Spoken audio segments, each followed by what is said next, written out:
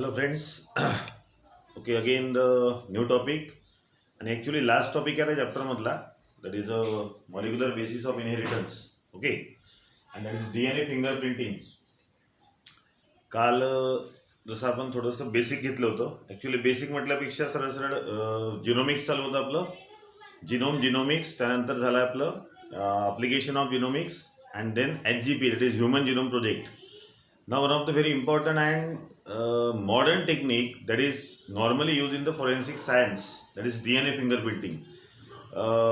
कसं आहे, फिंगरप्रिंटिंग म्हटलं की पहिल्यांदा थोडंसं आपल्याला वेगळं वाटतं. वेगळं म्हणजे काय, तर आपल्या बोटाचे ठसे, ठीक आहे, जे नॉर्मली प्रत्येकाचे सेपरेट असतात, इंडिव्हिज्युअली प्रत्येकाचे ते वेगळे असतात, and that is one of the identity. But इथे फिंगरप्रिंटिंग शब्द नाही आहे फक्त, that is a DNA fingerprinting. म्हणजे इथे आता DNA बद्दल किंवा ॲक्च्युली प्रत्येक इंडिव्हिज्युअलची एक स्पेशल आयडेंटिटी असते आणि त्या आयडेंटिटीच्या बेसवर तो तसा ओळखला जातो separately from there parents as well as all humans. आणि त्या बेसवर ही एक खूप महत्त्वाची टेक्निक जी आज फॉरेन्सिक सायन्समध्ये किंवा मल्टिपल जे क्रिमिनल केसेस असतात, मर्डर केस आहे, रेप केस आहे, त्यामध्ये वापरली जाते. आणि त्यात नेमकं काय होतं, and that is totally based on the HGP किंवा DNA सिक्वेन्स, ती आपल्याला आज बघायची आहे. ओके, सो काही जनरल बेसिक पॉईंट म्हणजे डायरेक्ट लक्षात येईल की यामध्ये नेमकं आपण काय करत असतो. Now genes present on the chromosome which are responsible for determination of character and inheritance. आणि जसं तेच ते सगळं चालू आहे, वारंवार आपण बोर होतोय की बॉडीमध्ये जे जीन्स असतात, आता क्रोमोझोम म्हटलं की क्रोमोझोममध्ये DNA आला आणि DNAचे स्मॉल फ्रॅगमेंट म्हणजे gene. So all that genes are responsible for determination of character. आपल्या बॉडीमध्ये जेवढे कॅरेक्टर आहेत ते कशा पद्धतीने डिटर्माइन होतील, how that characters are express, and त्यालाच आपण काय म्हणतो की actually that genes are transfer from parents. म्हणजे आपल्या बॉडीमधल्या सगळ्या कॅरेक्टरला डिटर्मिनेट करणं, आणि हे आपल्या बॉडीमध्ये आले कुठून, तर पॅरेंट्सपासून, म्हणजे त्याचं इनहेरिटन्स.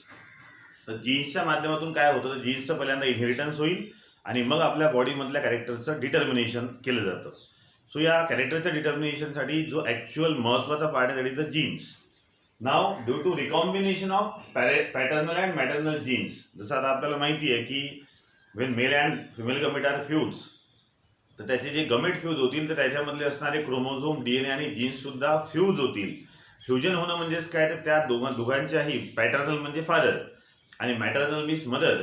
सो आपल्या पॅरेंटचे जे टोटल जीन्स आहेत ते इथे मिक्स झाले आणि त्याच्यामध्ये रिकॉम्बिनेशन झालं. रिकॉम्बिनेशन म्हणजे काही जीन्स मॅटर्नल आले तर काही जीन्स पॅटर्नल आले. दोघांच्याही बॉडीमधून आपल्याला जीन्स मिळाले आहेत आणि या जीन्सचं रिकॉम्बिनेशन होऊन मिळालं. म्हणजे असं म्हणता येत नाही की 100% gene is we can receive from parents, that is from either male or female, that is either from father or mother. तर दोघांची जीन आहेत आणि त्यामुळे दोघांच्याही बॉडीमधले काही सिमिलॅरिटीज आपल्यामध्ये दिसतील. पण या रिकॉम्बिनेशनमुळे होतं काय, तर आपल्यामध्ये थोडंसं डिफरन्सेस सुद्धा तयार होतात. काहीतरी नवीन रिकॉम्बिनेशन, नावाचाच अर्थ आहे रिकॉम्बिनेशन ऑफ जीन. म्हणजे ॲज इट इज जीन तर येतील, परंतु बऱ्याचशा जीनचं काय होईल, न्यू कॉम्बिनेशन होईल. आणि म्हणून आपण आपल्या पॅरेंट्सपासून थोडं डिफर असतो, वेगळं असतो. Due to recombination of paternal and maternal genes we differ from our parents. आता हे जे डिफरन्स आले म्हणजे आपण आपल्या पॅरेंटपेक्षा थोडंसं वेगळं आहे, एक्झॅक्ट कोणीच नसते. इव्हन ट्विन्स सुद्धा जे एकाच पॅरेंटचे आहेत त्यांच्यामध्ये सुद्धा जेनेटिक मेकअप सेपरेट असतो, म्हणजे त्यांच्यामध्ये सुद्धा जीन्स सेपरेट येतील. आणि अशाच पद्धतीचे जे डिफरन्सेस आपल्या बॉडीमध्ये दिसतात, it is also due to the some rare case of mutation. That is a sudden change in या जेनेटिक मटेरियल. तर रिकॉम्बिनेशनमुळे म्हणा किंवा मग म्युटेशनमुळे, म्युटेशन सहसा रेग्युलरली होत नाही, रेअर केसमध्ये होतं. So the main reason is the recombination of paternal and maternal gene. So एक तर आपल्यामध्ये डिफरन्सेस तयार होतो, तो डिफरन्सेस पॅरेंटपासून आला आहे किंवा पॅरेंटपेक्षा आपण वेगळे आहोत. क्लिअर. आता हे सगळे जे फॅक्टर आहेत, म्हणजे रिकॉम्बिनेशन होणं, जीन्स ट्रान्सफर होणं, त्यात म्युटेशन होणं, या सगळ्यामुळे होतं काय, due to all about that factors all individual has the unique identity and unique genetic makeup. जगात जेवढे ह्युमन असतील त्या प्रत्येकाची एक ओन आयडेंटिटी ठरते. म्हणजे जसं आता मी आहे तर माझ्या बॉडीमध्ये जीन्स जे असतील ते इतरांपेक्षा वेगळे आहे, पण याच वेगळ्यापणामुळे मी ॲज इट इज इथे म्हणजे एक वेगळी आयडेंटिटी घेऊन आलो. आता मुद्दा काय आहे, तर सगळ्यात पहिला मुद्दा आपल्याला हे बघावं लागेल की ही जी ओन आयडेंटिटी प्रत्येकाची असते त्यालाच म्हणतात फिंगरप्रिंट. मग आता हे फिंगरप्रिंट म्हणजे बोटाचे ठसे नाहीत, तर ती ओन आयडेंटिटी किंवा ते जीन जे त्याच्या बॉडीमध्ये इतरांपेक्षा वेगळे आहेत, त्याला इतरांपेक्षा वेगळं करण्यासाठी रिस्पॉन्सिबल ते जीन आहेत. आणि साहजिक आहे हे जीन्स कुठून आले तर डीएनए मधून. म्हणून त्या फिंगरप्रिंटिंगच्या अगोदर किंवा फिंगरप्रिंटच्या अगोदर शब्द लावतात डीएनए फिंगरप्रिंट. आता नेमकं याचं काय म्हणजे कसं ठरतं हे किंवा कसे ते जीन्स वेगळे आहेत. जसं आपण जिनोम घेतलाय, आता HGP ह्युमन जिनोम प्रोजेक्टमध्ये टोटल ह्युमॅनिटीचा जिनोम काढला गेला आणि त्यात असं लक्षात आलं की जगात जेवढेही ह्युमन असतील, मी कालही बोललोय, पास्ट, प्रेझेंट आणि फ्युचर, या सगळ्यांमध्ये 99.9% जीन्स सेम असतात. नाव सी एक पॉईंट इथे घेतोय मी, हे बघा, ही त्याची डिफाईन आपण नंतर घेऊ लगेच. DNA fingerprinting is based on, आता डीएनए फिंगरप्रिंटिंग कशावर बेस आहे तर ह्युमन जिनोम म्हणा तुम्ही, आता सरळ ह्युमन जिनोम किंवा ह्युमॅनिटीचा genome. Each and every individual, each and every human which shows the some accurate factor which shows some estimate number of gene, जे आपण काल घेतलं 33,000. पण आता तुमच्या माझ्या सगळ्यांच्या बॉडीमधले 99.9% जीन हे सेम असतात. मग आता मुद्दा उरला कुठे तर 0.1%, म्हणजे some short sequence of gene which is different in each and every individual. जर 99.9% सेम आहे तर उरलेला जो शॉर्ट सिक्वेन्स आहे, जो हार्डली किती असेल तर तो असतो हार्डली 20 to 100 बेस पेअर. म्हणजे मी तुमच्यापेक्षा वेगळं काय झालो तर माझ्या बॉडीमध्ये 20 ते 100 base pair, that is न्यूक्लियोटाईड, nitrogenous जे आपण बेस घेतले होते, न्यूक्लियोटाईडचा BP म्हणजे बेस सिक्वेन्स, बेस पेअर म्हणतो आपण त्याला. तर माझ्या बॉडीमध्ये 20 ते 100 बेस पेअर असे आहेत की जे इतर कोणामध्ये नाही. जेव्हा तुमचा प्रत्येकाचा जिनोम आपण चेक करू तेव्हा तुमच्या प्रत्येकामध्ये तो 20 ते 100ची जी रेंज आहे बेस पेअरची ती वेगळी आहे. म्हणजे माझ्यामध्ये जे 20 ते 100 आहे तुमच्यामध्ये नसेल किंवा कोणाच मध्ये नसेल, म्हणून इतरांपेक्षा मी वेगळा झालो. That is my own identity. हे आहे ते डीएनए फिंगरप्रिंट. बाकी तर 99.9% सेम आहे की नाही. आता माझी आयडेंटिटी जर मला काढायची आहे तर मी काय करेन तर सरळ सरळ माझा जिनोम पहिल्यांदा काढला जाईल. जिनोम काढल्यानंतर टोटल नंबर ऑफ जीन्स ते काढल्या जातील. आता सपोज ते जीन असतील 25,000 बेस पेअर, मग त्या 25,000 बेस पेअरमध्ये 99.9% सेम आहे. मग आता जे वेगळे आहेत, ज्याचा ॲक्च्युअल किंवा अप्रॉक्सिमेट नंबर येतो 20 to 100 बेस पेअर, तो वेगळा काढला जाईल.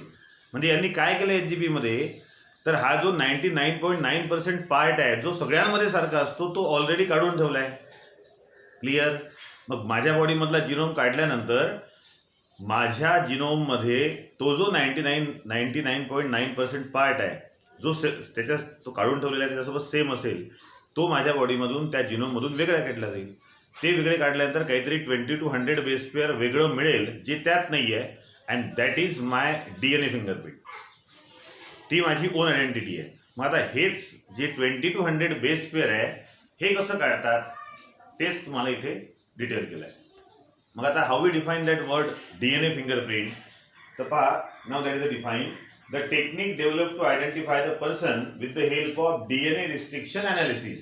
आता जर माझा डीएनए फिंगरप्रिंट काढायचा आहे तर मग माझ्या डीएनएचं अनालिसिस केलं जातं. अनालिसिस करणं म्हणजे काय तर डीएनए काढणं, मग त्या डीएनए मधले सगळे जीन काढणं, म्हणजे झाला सरळ टोटल नंबर ऑफ जीन म्हणजे जिनोम. मग त्या माझ्या जिनोममधून 99.9% पार्ट सेपरेट केला जाईल. जो उरला that is my own identity, that is my DNA fingerprint. So the technique which is use to develop डीएनएचं रिस्ट्रिक्शन करून रिस्ट्रिक्टेड म्हणजे तोडणे, त्याचे डीएनएचे फ्रॅगमेंट करणे म्हणजे जीन्स तयार करणं.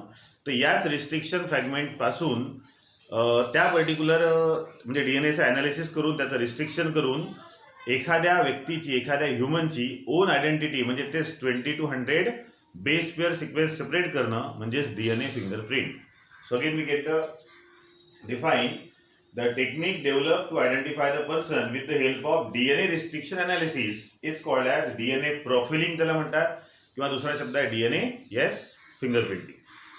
आता पुढे आपण लिहितोय DNA fingerprinting is based on which condition, that is identification of nucleotide sequence present in that particular DNA. म्हणजे ज्याचं डीएनए फिंगरप्रिंट काढायचं आहे त्याचं पहिल्यांदा डीएनए काढून त्याच्यामध्ये जेवढे जीन्स आहेत म्हणजेच न्यूक्लियोटाइडचे सिक्वेन्स आहेत ते पहिल्यांदा काढले जातात. आणि जसं मी वारंवार बोलतोय की सगळ्यांच्या बॉडीमध्ये 99.9% तो पार्ट जीन्सचा सेम असतो, म्हणजे 99.9% जीन्स सेम असतात. मग मुद्दा काय पुढचा, some short sequence of nucleotide is different. प्रत्येकामध्ये तो शॉर्ट जो 0.01% आपण म्हणतोय किंवा ज्याला ॲक्च्युअलमध्ये 20 to 100 बेस पेअर म्हणतात, हाच पार्ट सेपरेट आहे. मग आता पुढचा मुद्दा काय, every person shows the 20 to 100 base pair which are repeated several time. आता हा जो 20 ते 100 बेस पेअरचा जो पार्ट आहे किंवा 20 ते 100 बेस पेअरचा जो सिक्वेन्स आहे, हा त्या व्यक्तीमध्ये वारंवार रिपीट होतो, बऱ्याचदा रिपीट होतो. म्हणजे माझी जी ओन आयडेंटिटी आहे, जी 20 ते 100 बेस पेअर थोडंसं सेपरेट आहे, इतरांपेक्षा सेपरेट आहे, ती फक्त माझ्याच बॉडीत दिसते, माझ्याच डीएनए मध्ये दिसते, ती सुद्धा माझ्या डीएनए मध्ये वारंवार रिपीट होईल. आणि म्हणून या रिपीटेड झालेल्या त्या 20 to 100 बेस पेअरच्या सिक्वेन्सला म्हणतात VNTRS. Yes, it is a variable number of tandem repeats. Variable number म्हणजे तो जो सिक्वेन्स आहे 20 to 100 बेस पेअरचा, तो वारंवार रिपीट झालाय, रॅन्डमली रिपीट झालाय. म्हणजे तो असा ठरला नाही की बाबा इथून नंतर मग लगेच तो इथं येईल किंवा मग एवढ्या लेंथचा डीएनए झाल्यानंतर पुन्हा तो होईल, म्हणून त्याला टँडम रिपीट्स म्हणतात. आणि व्हेरिएबल नंबर कितीदा होऊ शकतो, तर ते जे 20 to 100 आहे, तो सिक्वेन्स माझ्या बॉडीमध्ये 40 वेळा रिपीट होऊ शकतो, 100 वेळा रिपीट होऊ शकतो, 50 वेळा रिपीट होऊ शकतो. आणि त्यालाच म्हणतात VNTRS, that is variable number of tandem repeats. म्हणजे आता इथपर्यंत आपलं काय लक्ष झालं, तर होल डीएनए मध्ये तो जो 20 to 100 बेस पेअर जो सेपरेट आहे, तो सुद्धा रिपीट होतो, त्याला आपण म्हणतो variable number of tandem repeats. Now see, length of the region having VNTRS is different in each individual. आता प्रत्येकामध्ये तो त्याचा जो VNTRS आहे त्याची सुद्धा लेंथ वेगळी असते. जसं मी म्हटलं की माझ्यामध्ये VNTRS जी आहे त्याची लेंथ त्या डीएनए नुसार जे की नॅनोमीटर किंवा मायक्रोमीटर यायला पाहिजे ती असेल. प्रत्येकामध्ये ही जी लेंथ आहे ज्यामध्ये VNTRS आले आहेत ते सेपरेट आहे, ते डिफरंट आहे. And that is a key factor which is use to carry out the DNA fingerprint. आणि याच की फॅक्टरला यूज करून डीएनए फिंगरप्रिंटिंग केलं जातं. Okay, so out of base. आता ॲक्च्युली पुढे काय होत आहे, तर यात सरळ सरळ 7 पॉईंट्स आले आहेत आणि थोडी जागा नसल्यामुळे मी फक्त हेडिंग लिहिले, काही ठिकाणी थोडंसं लिहिलं आहे, वाचूनही आपण घेऊच ते. सो मला वाटते आता की नेमकं काय असतं डीएनए फिंगरप्रिंट किंवा एखाद्याची डीएनए फिंगरप्रिंट काढणं म्हणजे काय, आणि त्यावर ते VNTRS काय आहे किंवा 99.9% पार्ट सेम कसं आहे हे आपण लक्षात घेतलं. आता ही टेक्निक काय, ही मेथड कशी आहे, ही प्रोसेस कशी आहे ती आपण बघू. Now several steps are involve in the DNA fingerprinting. पहिलं आलं आयसोलेशन ऑफ डीएनए. आता जसं आता माझं जर डीएनए फिंगरप्रिंटिंग काढायचं आहे तर पहिल्यांदा माझ्या बॉडीमधून तो डीएनए आयसोलेट करावा लागेल. आयसोलेट करणं म्हणजे सेपरेट करणं. तो तुम्ही कुठूनही काढू शकता, एखादा सेल किंवा tissue. So may be for that isolation purpose you can use the blood, hair root or skin of that particular individual. ज्याचा डीएनए काढायचा आहे, फिंगरप्रिंटिंग काढायचं आहे, त्याच्या बॉडीमधून तुम्ही थोडंसं ब्लड काढलं तरी तुम्हाला डीएनए मिळेल.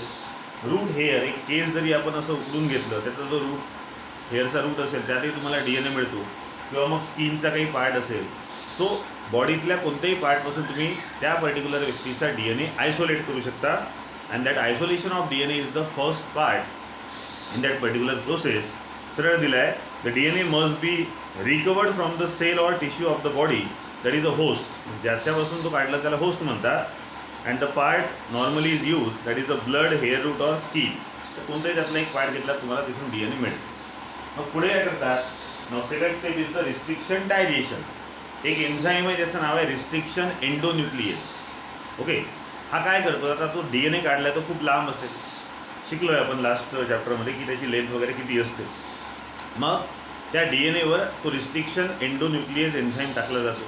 तो रिस्ट्रिक्शन एंडोन्यूक्लियस काय करतो, त्या डीएनएला तोडतो इंटू स्मॉल जीन. आता त्यालाच म्हणतात इथे restriction digestion, which is carried out by the restriction enzyme called as restriction endonuclease. Restriction endonuclease cut that DNA fragment, cut that whole DNA into many fragments, that is a gene. Restriction fragment, आता या प्रोसेसला काय म्हणतात, याला म्हणतात restriction fragment length polymorphism. कारण ते जे तो तुकडे करेल त्या तुकड्याची लेंथ, द डीएनएचं फ्रॅगमेंट जे त्यांनी केले त्या फ्रॅगमेंटची लेंथ कमी जास्त राहते, एकसारखे राहत नाही, म्हणून त्याला म्हणतात restriction fragment length polymorphism. That is RFLP. Okay, second part होता, सेकंड स्टेप चालू होती. The isolated DNA is treated with the restriction enzyme. त्याचं नाव इथं दिलं नाही आहे, मी सांगितलं तुम्हाला. The restriction enzyme cut the DNA into small fragment having the variable length. आता ही जी त्या DNA फ्रॅगमेंटची लेंथ असेल ही सुद्धा वेगवेगळी असेल, एकसारखी नसते, आणि यालाच म्हणतात RFLP, that is restriction fragment length polymorphism. पुढे काय करतात आता हे जे भरपूर त्या DNAचे फ्रॅगमेंट्स आहेत याला आता एका प्रोसेससाठी फर्दर लोड केलं जातं, दॅट इज जेल इलेक्ट्रोपोरेसिस. आणि मी तुम्हाला मध्यंतरी जेल सांगितलं, दॅट इज ॲगॅरोज जेल आहे किंवा अगार अँड अगार जेल असतो. So next is the gel electrophoresis, ज्यामध्ये काय करतात तर हा ॲगॅरोज जेल इथे घेतला आहे, ते जे फ्रॅगमेंट्स होते DNAचे आता त्याला लोड करतात. लोड करणं म्हणजे काय, ॲगॅरोज जेलसोबत मिक्स करणं अँड देन इलेक्ट्रिक इन्फ्लुएन्स तिथं अप्लाय केला जातो. म्हणजे पहिले जेल घेतलं जातं, त्या जेलमध्ये हे सगळे फ्रॅगमेंट टाकतात आणि मग त्यावर इलेक्ट्रिक चार्ज अप्लाय करतात. आता नॉमिनली कसं आहे, तर आपला DNA असतो निगेटिव्हली चार्ज. मग होतं काय यामध्ये पहा, the DNA samples are loaded for the agarose gel electrophoresis under an electric influence. The DNA fragment which are negatively charge move towards the positive pole. आता त्यात जेवढेही ते DNA फ्रॅगमेंट आहेत, साहजिक त्यावर निगेटिव्ह चार्ज असतो आणि इलेक्ट्रिक करंट अप्लाय केल्यावर पॉझिटिव्ह चार्ज असेलच तिथे. तर हे सगळे फ्रॅगमेंट त्या इलेक्ट्रिक पॉझिटिव्ह चार्जकडे अट्रॅक्ट होतात. आता जेव्हा तो पर्टिक्युलर जो फ्रॅगमेंट असतो तो जेव्हा तिकडे जाईल, त्याची जेवढी लेंथ आहे तेवढा तो जाईल, तिथं मग बँड तयार होतो. बँड म्हणजे कलरफुल बँड म्हणता येईल, किंवा तो जो समोर तिकडे अट्रॅक्ट झाला तर त्याची जी मुवमेंट झाली त्यामुळे त्या जेलमध्ये असे बँड तयार होतात. दिलं आहे बघा, the movement of this fragment depends on the length of fragment. आता समजा एखादा फ्रॅगमेंट छोटा असेल तर त्याचा बँड छोटा तयार होईल. म्हणजे ते कसं आहे, आता आहे बा, सपोज आता हे ते जेलचं प्रोसेस आहे आणि हा आपला एखादा फ्रॅगमेंट आहे, हा इथं असा ठेवला आहे, क्लिअर. आता याला इकडे जायचं आहे, तर हा असा इकडे अट्रॅक्ट होईल. मग अट्रॅक्ट झाल्यानंतर इथे बँड तयार होईल ना, किंवा मग समजा हे असं उभं घ्या, हा इथे ठेवला आहे आपण. आता इथून हा इकडे अट्रॅक्ट होतो, तर हा जेवढा याची लेंथ आहे तेवढाच तिथे बँड तयार होईल की नाही. तर असे कमी जास्त लेंथचे DNA फ्रॅगमेंट असतात. जेव्हा त्यांची मुवमेंट चालते तर ते तयार करतात त्या इलेक्ट्रोपोरेसिसमध्ये bands. The movement of this fragment depends on the length of fragment and this result in the formation of bands. Bands म्हणजे कलरफुल असे त्या जेलमध्ये बँड्स तयार होतात. आता काय केलं जातं पुढे, नाऊ DS DNA. आता DS-SS DNA झालं आहे आपलं. DS DNA म्हणजे डबल स्टँडर्ड DNA आणि SS DNA म्हणजे सिंगल स्टँडर्ड DNA. जर तो DNA तुम्ही ब्रेक केला, त्याचे दोन्ही स्टँड सेपरेट केले, तर ईच स्टँडला आपण काय म्हणू, SS DNA. असतो तो RNA सारखाच, पण त्याला सिंगल स्टँडर्ड DNA म्हणतात. Okay, now DS DNA now split into SS DNA by alkali treatment.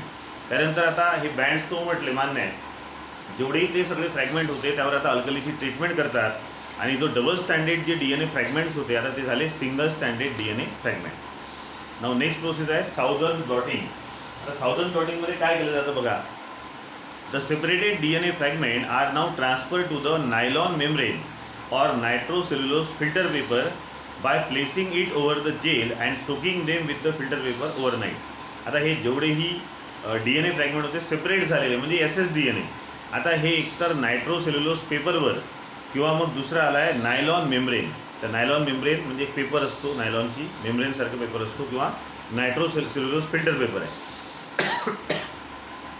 त्यावर पहिल्यांदा जेल लावतात. जेल लावल्यानंतर मग हे सगळे जे सेपरेट झालेले DNA फ्रॅगमेंट आहे ते त्यावर ठेवून देतात. सेपरेट झालेले म्हणजे इथे फक्त सिंगल स्टँड आहे, ठीक आहे. हां, आणि मग रात्रभर त्याला ओव्हरनाईट सोक करायला लावतात. सोकिंग म्हणजे काय, तर तो जेल त्या पूर्ण फ्रॅगमेंटला असा DNA फ्रॅगमेंटला त्या फिल्टर पेपरमध्ये सोक करून टाकेल, म्हणजे त्याचं ते तिथे चिटकून जाईल समजा, किंवा तो तिथे फिक्स होऊन जाईल. त्यानंतर नेक्स्ट येतं सिलेक्शन ऑफ DNA प्रोब. आता DNA प्रोब काय आहे, तर नोन सिक्वेन्स असलेला SS DNA घेतात. नोन सिक्वेन्स म्हणजे त्याचा सिक्वेन्स आपल्याला माहिती आहे. आता अगोदर जेवढी फ्रॅगमेंट होते त्याचा सिक्वेन्स आपल्याला, जे सेपरेट झाला तो सिक्वेन्स माहीत झाला ना, मग त्याचा जो कॉम्प्लिमेंटरी असतो तसा एक आर्टिफिशियली घेतात, त्याला म्हणतात DNA प्रोब.